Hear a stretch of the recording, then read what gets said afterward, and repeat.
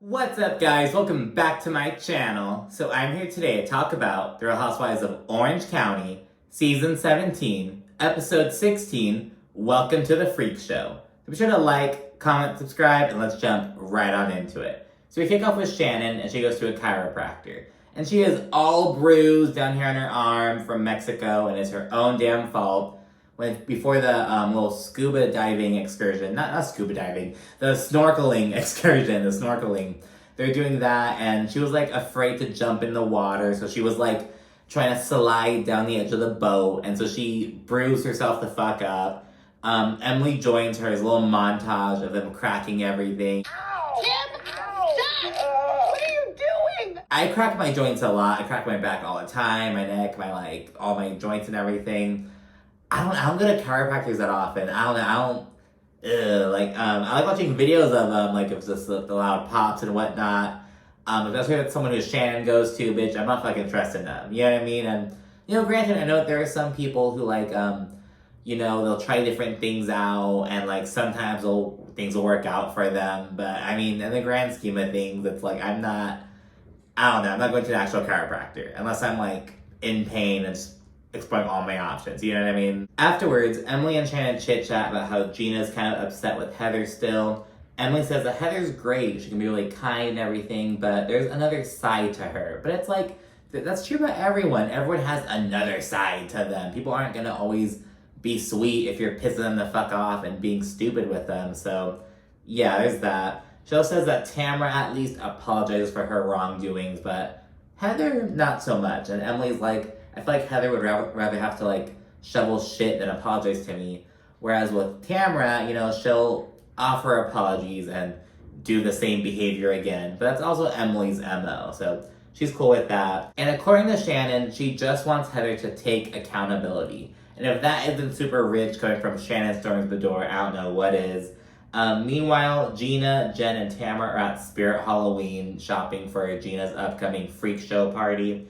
Tamra asks if Gina needs any help, and Gina's like, can you fix Heather Dubrow? That would be helpful. And I'm like, Gina, this is so fucking shady. You're turning your back on Heather in this moment and shit-talking her to Tamra, your adversary. This really shitty behavior at Gina's end. I get you're upset with her, but, you're shit-talking Heather to Tamra? I don't know, really shitty of Gina. Jen says that Heather is always protecting and upholding her image.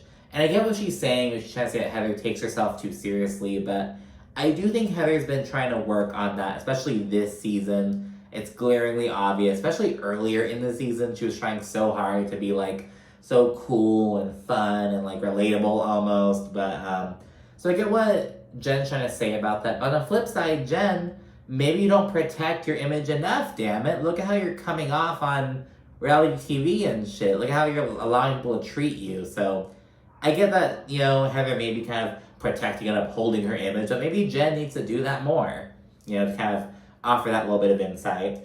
Taryn brings up that, if she were the one who was saying shit about Gina and Emily in New York City, why isn't Heather coming to her and addressing it with her? She's like, maybe I was saying when I was drunk, it was popping off. Why isn't Heather addressing it with me? Why is she throwing me under the bus? So Tara's really going on, and Tara's whole thing is Heather needs to take accountability. Whenever she's in the hot seat, she just throws other people under the bus to save her own skin.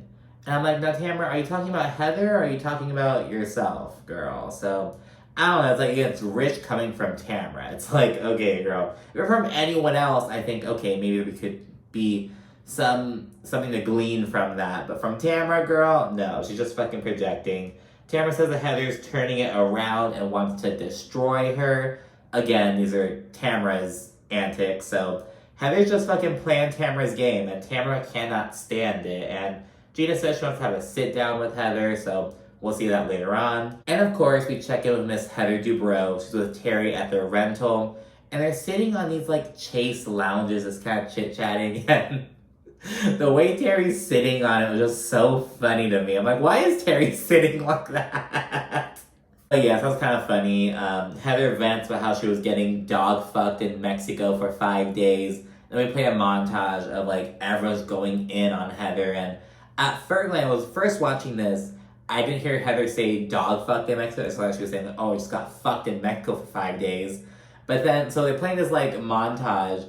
And in the middle of it, there's a clip of Emily's dog humping a pillow emerges. And at first I was so confused. I was like, why is there this is a video? But then I like rewatched it and was taking notes. And I was like, oh, that's why.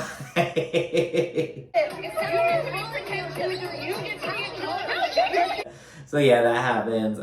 Heather then says that she's never thought of Emily or Gina as anything other than friends. But according to Gina in the confessional, Tamra doesn't lie. Tamra will instead just hold information and reveal it like at the worst possible time. But she doesn't lie. And I get what Gina's trying to say. I don't give a shit though. Tamra does lie. That's the thing. And Tamra she'll usually kind of have that be her tactic, like holding things back, revealing them, telling half-truths and whatnot, but she's a fucking liar. Let's call it what it is. Heather then points out that no one paid Emily or Gina any mind back in the day, but all of a sudden the head cheerleader Tamra is here giving them attention, and they're fucking flip-flopping. Heather then gets an icy text message from Gina, just inviting her to sit down. There's a lot of periods and whatnot. It's very, very much like an HR communication. And yeah, Terry encourages Heather to go in with an open mind, but she says it's half closed.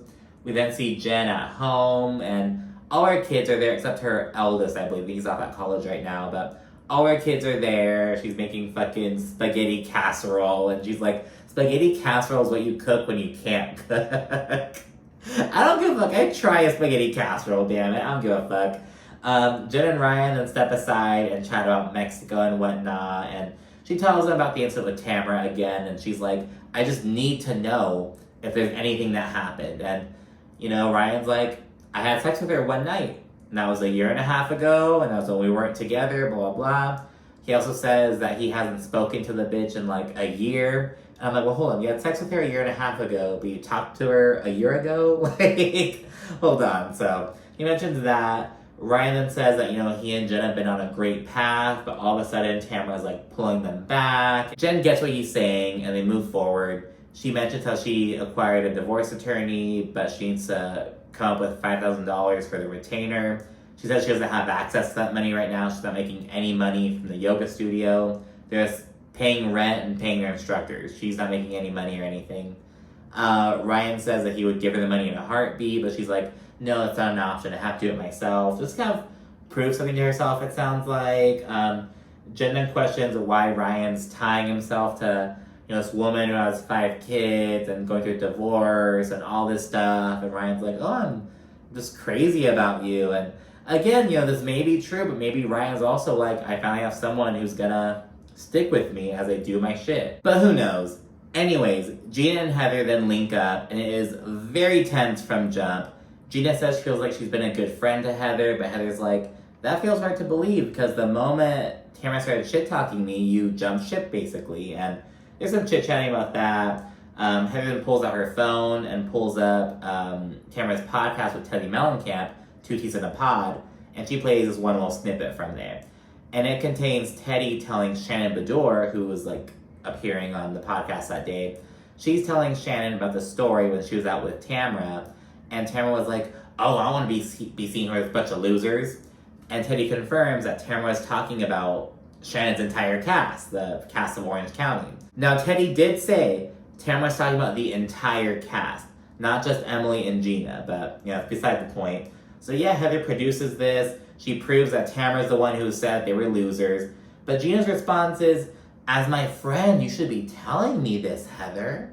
But say, well, hold the fuck up, Gina. This is on Tamra's podcast, a public platform. You don't even have to fucking like pay money to subscribe or anything. It's like on Spotify, I believe. You know what I mean? It's like, what? Like, what? So very weird of Gina, and it's like really disappointing, to be honest. But you know, whatever. They both say that they care about each other's friendship and whatnot. Heather adds that she's been attacked so far, and she declares that she does not trust Emily at all. And she also says that she's gone to the Tamra School of Friendship. So she points that out. Heather says that Tamra isn't ever held accountable because everyone is afraid of her, which she gets, because Tamra's nasty. She goes below the belt. In the confessional, though, Heather proves that Tamra is the root cause of all of her issues. And she really lays it all out for production. You know, she's like, example number 1, and production plays a clip. Example number 2, production plays a clip. Like Heather was trying to do it in a way that was like, all right, I'm gonna have production help me out to take this bitch down. And Heather says, Tamra has systematically taken each of my relationships and pulled them apart. That bitch came on the show with a mission. Heather Dubrow had her return the season before, then Tamra's back, and she was ready to take the bitch down. And she failed. And Gina encourages Heather to address it with Tamra at the upcoming party. So see us up with that. We then see Shannon. She brings her Dr. Moon colonic thing to Tamra's place. And they recount a prior experience they had where Shannon gave Tamra an enema at Vicky's house.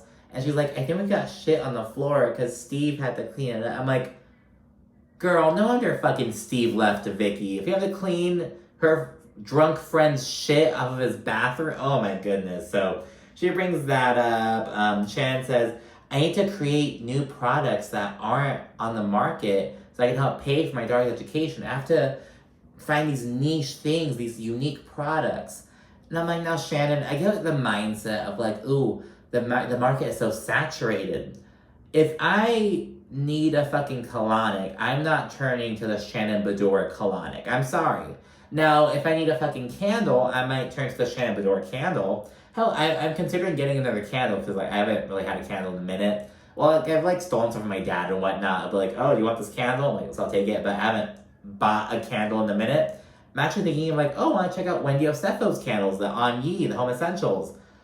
I haven't purchased them yet, but I know about it, and now that I'm ready, hell, why not? I need a fucking candle anyway. Better that than a fucking, a Bath and Body Works one, another Gold Canyon. No, let me try out On Ye, you know what I mean? Shit, I don't know how much shit costs yet, so I'll fucking see what's up with that. But you know what I mean? It's like, you know, the market is saturated. You have to utilize your platform. Like Gina, you know, she has her fucking skincare line. Yeah, we don't hear much about it, but she's admitted it's more of a long-term investment kind of thing. You know, she has something like that. I always thought that Shannon should have done like a dog care line, kind of going off of like the Archie stuff, because Archie's very iconic.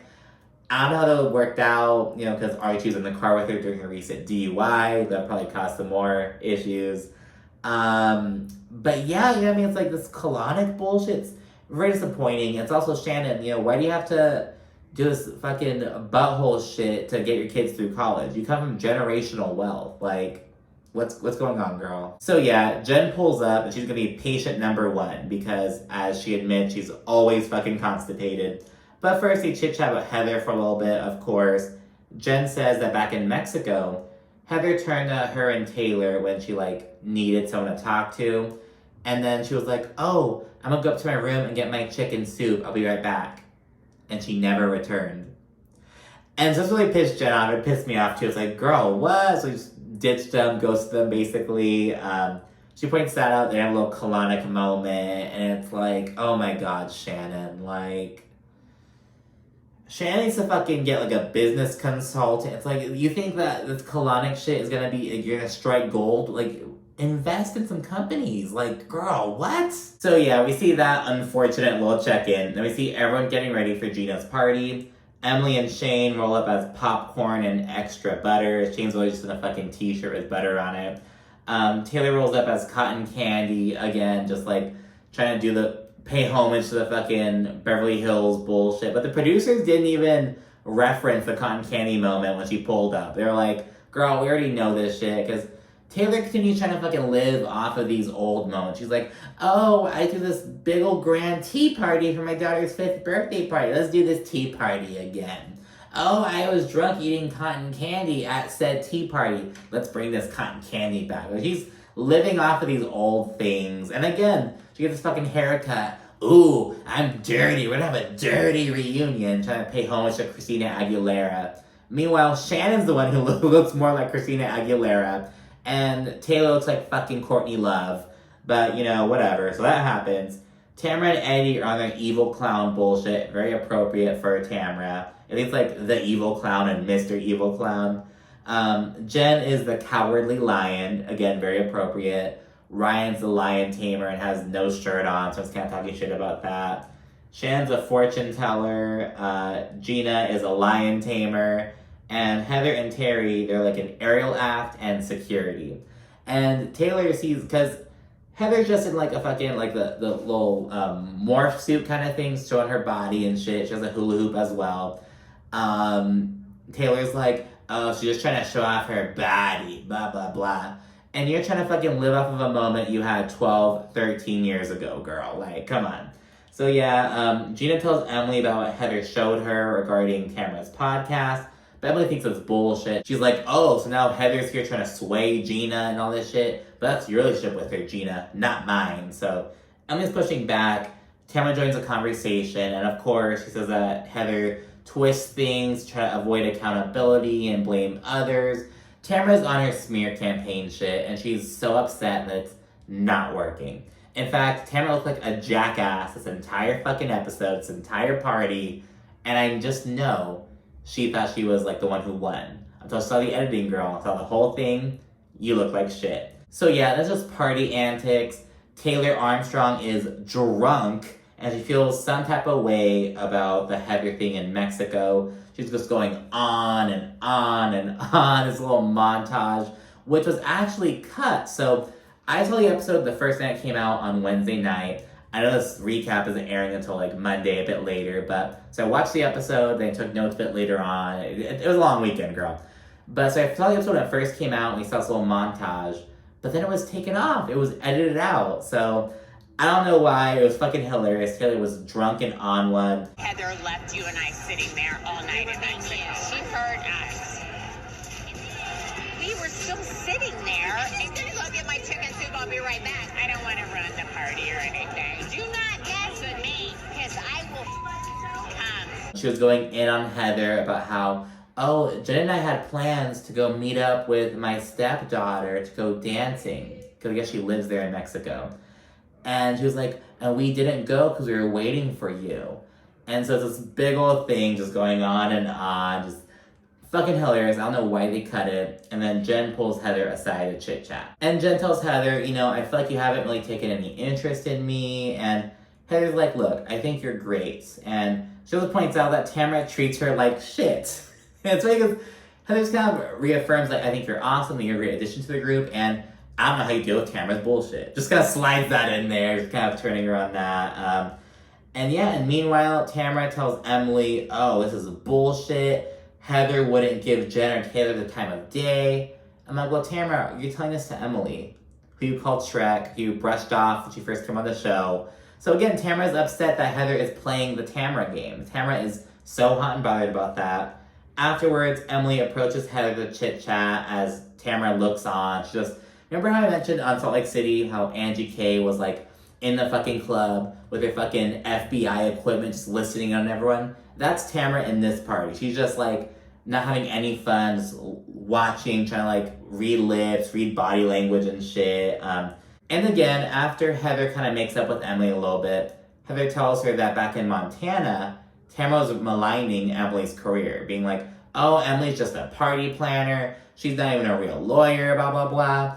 And this pisses Emily off, of course. She's like, well, I'm still a real lawyer. I'm just not a practicing attorney right now, but I'm still, like, bar certified girl. I know all my fucking shit. So Emily Simpson Esquire, all that shit.